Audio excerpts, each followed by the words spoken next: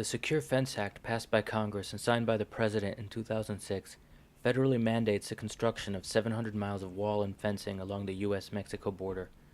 Scott Nickel, a member of the No Border Wall Coalition, a group of individuals against the wall's construction, visits the area to monitor its progress. The wall only goes along the northern edge of the wildlife refuge tract, and it stops at either end, and then you get miles of nothing. It's the most useless thing to put 9/10 of a mile of wall and then have it open on the other end, but it's easy. You can basically say, we have built X miles this year. The Secure Fence Act was basically what was dragged out of the ashes of comprehensive immigration reform. There was so much misinformation and people getting upset about the idea of allowing undocumented immigrants to stay in the United States that the comprehensive immigration reform bills of 2006 could never be reconciled. And so they just pulled out the section that said we're going to build 700 or 800 miles of wall along the border. This is what they're calling an environmental stewardship plan. When Homeland Security waived 36 laws to build the wall, they also waived the National Environmental Policy Act, which meant that they no longer had to do the regular environmental reviews. So this is kind of a greenwash to make it look like they're doing, like they care about the environment.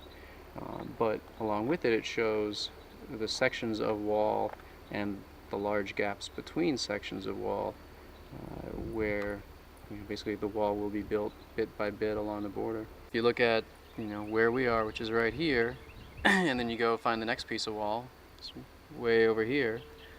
For scale, that piece is 9/10 of a mile, so you got a few miles between that and the next.